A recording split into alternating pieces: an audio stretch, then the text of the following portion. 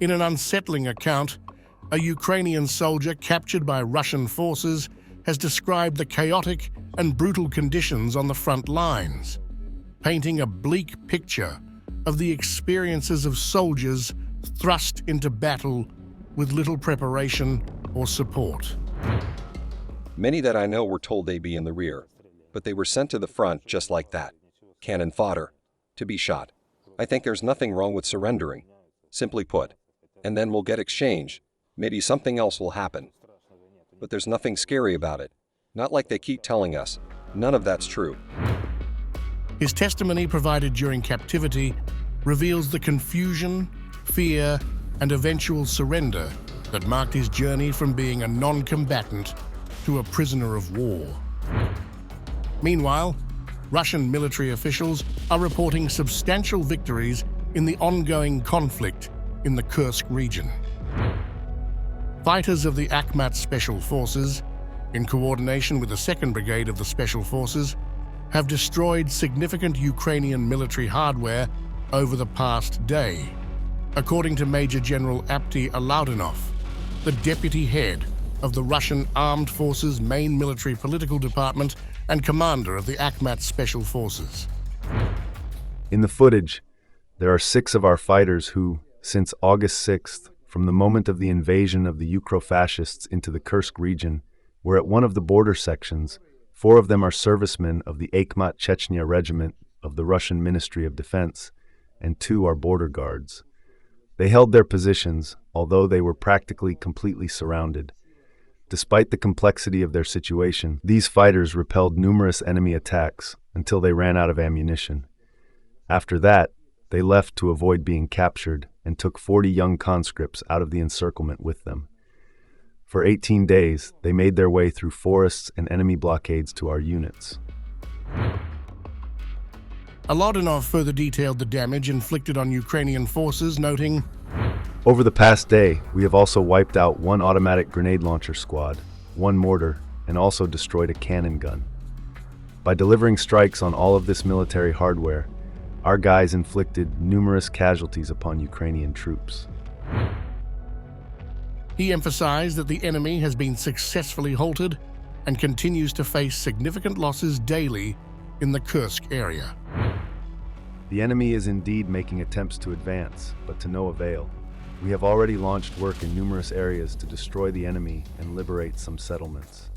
I believe that this work will progress with each day." These developments come in the wake of a massive Ukrainian attack on the Kursk region that began on August 6th. Since then, missile alerts have repeatedly been declared across the region, heightening the tension and intensity of the conflict. Against this backdrop of escalating military action, the captured Ukrainian soldier's testimony highlights the personal toll of the war. He recounted how he was conscripted despite severe health issues, including a perforated ulcer and spinal problems. "I have a perforated ulcer, numb legs, a messed up back, and a whole bunch of other problems. And I was what's it called, non-military. Those who weren't taken into the army were being taken as well. The local officer came to my house, knocked on the door, and said, 'Take your passport, let's go.' I told him that I wasn't mobilized, that I couldn't be in the army. And he said, 'We'll go to the hospital, sort everything out there, put a check mark so that the military enlistment office won't bother you anymore.' And they did." Reflecting on his deployment, he expressed betrayal by his own command. "They sent us to Volchansk to a position. We arrived at the position in Volchansk, at a kindergarten. We were just standing there. Our post was just to observe. Then we started getting attacked. Another guy and I immediately suggested surrendering. But there were those who didn't want to surrender. Well, what kind of guys? They're all dead now. They got on the radio and said, 'They're offering us to surrender. What should we do?' They said, 'Never surrender, say until the end.' What was the point? Those who didn't want to surrender are now lying dead in the basement." His account underscores the stark contrast between the official narratives of the war and the grim realities faced by those on the ground. "I have a perforated ulcer, numb legs, a messed up back, and a whole bunch of other problems. And I was, non-military. Those who weren't taken into the army were being taken as well. The local officer came to my house, knocked on the door, and said, "Take your passport, let's go." I told him that I wasn't mobilized, that I couldn't be in the army. And he said, "We'll go to the hospital, sort everything out there, put a check mark so that the military enlistment office won't bother you anymore." And they did. The military enlistment office took me to Kilia, and there were the CCC, Central Committee people. By lunchtime, the medical commission was already done, and everywhere it said I was healthy and fit.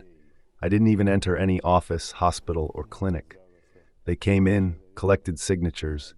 They do things badly. They kill their own people. 2 of us surrendered, but 1 didn't make it. Our own shot him. We were told that we would be in the rear. People like us don't go to the front. Again, like you said, they lied.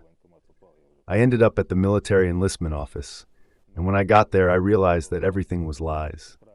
They sent us to Volchansk to a position. We arrived at the position in Volchansk at a kindergarten. We were just standing there. Our post was just to observe. Then we started getting attacked. Another guy and I immediately suggested surrendering, but there were those who didn't want to surrender. Well, what kind of guys? They're all dead now. They got on the radio and said, "They're offering us to surrender. What should we do?" They said, "Never surrender. Stand till the end." What was the point? Those who didn't want to surrender are now lying dead in the basement. The 2 of us surrendered with an old man. We wanted to surrender right away, but they didn't. Then the guys asked, "Are you going to surrender?" We said, "Yes, we will." They treated us well. And the old man, the other old man, had a leg wound. He was wounded.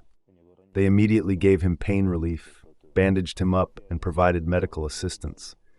I had back problems. He asked, "Do you need pain relief now?"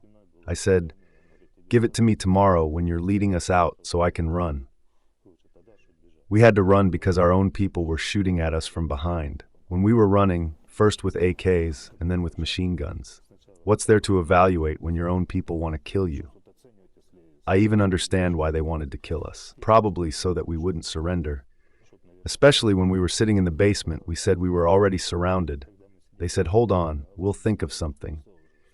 And then a BMP, infantry fighting vehicle, shell flew into the basement, right at the basement door. They pinned the door, and the old man got on the radio asking, "What are you doing?" They said we were working on the first floor. It was just an accident. What kind of accident? It was clear. When we ran to the 5-story building, they shot at us with AKs, but we made it, all 3 of us. One of the Russians, a guy, led us into their 5-story building.